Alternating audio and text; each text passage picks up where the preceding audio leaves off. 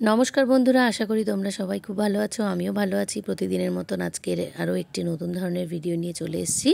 তো সেটা হচ্ছে চুলে কি করে আমি এই নূপুর হেনাটা অ্যাপ্লাই করব, অথচ চুল থাকবে একদম সিল্কি আর কালার হবে ভীষণ সুন্দর একটা ব্রাউনিশ কালার। তো এই হেনাটাকে লাগানোর জন্য আমি এখন সবার প্রথমে 2 কাপ মতন জল নিয়ে নিয়েছি। তাতে দিয়ে দিচ্ছি 2 চামচ মতন চায়ের গুঁড়ো, দানা চা।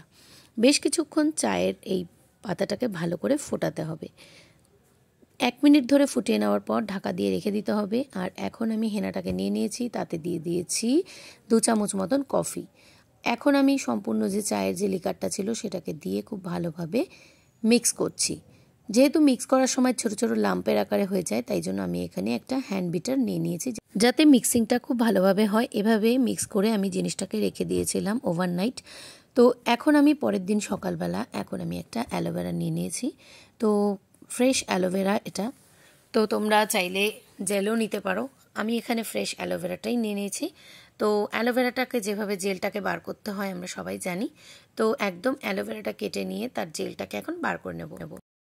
আর এই অ্যালোভেরার জেল কিন্তু ভীষণভাবেই উপকারী। স্কিনে লাগানোর জন্য কিন্তু এটাকে বেশ কিছুক্ষণ জলে ডুবিয়ে নিতে হয়। যেহেতু এটা আমি স্কালে ইউজ করব বা মাথায় ইউজ করব, সেজন্য কোনোরকম কোনো প্রবলেম হবে না।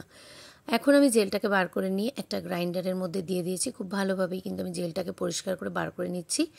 এখন গ্রাইন্ডারে আমি এটাকে খুব ভালোভাবে পেস্ট করে নেব। এবার আগে থেকে ভিজিয়ে রাখা যে হেনাটা আছে তাতে আমি কিন্তু এই অ্যালোভেরার পেস্টটাকে দিয়ে দিলাম। এইটা দেওয়ার পরেই তোমরা দেখলেই বুঝতে পারবে যে এটা কতটা ক্রিমি একটা টেক্সচার চলে এসছে। মনে হচ্ছে যেন অর্ধেক কন্ডিশনার এখানেই আমার তৈরি হয়ে গেল। তো একদম ভীষণ একটা মানে লিকুইডিটি ব্যাপার চলে আসবে। এখন আমি দিয়ে দিচ্ছি এখানে নারকোল তেল। 3 থেকে 4 চামচ মতন এখানে নারকোল তেল দিয়েছি। এই অ্যালোভেরা জেল আর নারকোল তেলের কারণে চুলকে রাখবে ভীষণভাবে সফট, আর কফি আর চা পাতার কারণে হেয়ারে দেবে একটা সুন্দর একটা কালার।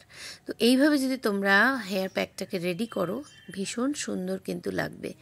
তা দেখো, আমি এখানে ফুল হেয়ারটা খুব ভালোভাবে কিন্তু আগে কম্ব করে নেব। হেয়ারে যেন কোনো রকম কোনো ট্যাঙ্গেল না থাকে, সেটাকে ভালো করে পরিষ্কার করে নিতে হবে।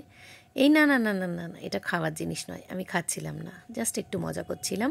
সবার প্রথমে চুলে যখন পাটিং করব, একদম যে আমাদের তালুটা আছে সেখানের মেন কিছু হেয়ারের ব্রাঞ্চ একটা ধরে নিয়ে তারপরে কিন্তু আমাদের হেনাটাকে অ্যাপ্লাই করতে হবে। হেনা লাগানোর কিছু প্রসেস আছে, এইভাবে লাগালে পরে কিন্তু হেনা ড্রাই হয় না।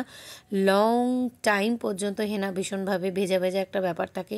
আমাদের মাথায় রাখতে হবে হেনা যেন কোনোভাবেই শুকিয়ে না যায়।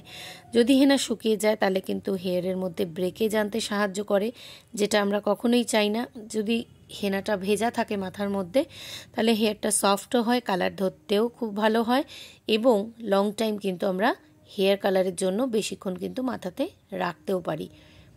তো দেখতেই পাচ্ছ আমি সেকশন ওয়াইজ হেয়ারটাকে পার্টিশন করে করে কিন্তু আমি পুরো হেনাটাকে মাথার মধ্যে অ্যাপ্লাই করে দিয়েছি। এইভাবে ফুল হেয়ারে কিন্তু লাগালে পরে হেনাটা লাগানোও খুব ভালো হয় আর খুব সুন্দরও হয়, যাতে এদিক ওদিক থেকে চুল না বেরিয়ে যায়। এইভাবে করেই কিন্তু জিনিসটাকে লাগাতে হবে।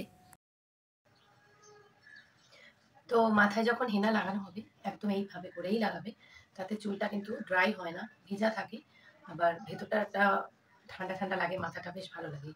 তো এই যে এখন আমি কি করব, এটা যাতে কোনোভাবেই ড্রাই না হয়ে যায়, সেই জন্য একটা প্লাস্টিক নিয়ে নিয়েছি। সেই প্লাস্টিকটা আমি মাথায় এখন লাগাবো।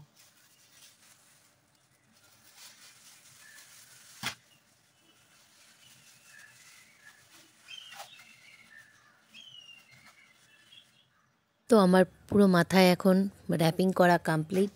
আর এখন আমি মাথাতে এটা লাগিয়ে ওয়েট করব বেশ কিছুক্ষণের জন্য। তো ততক্ষণ পর্যন্ত সাথে থাকো।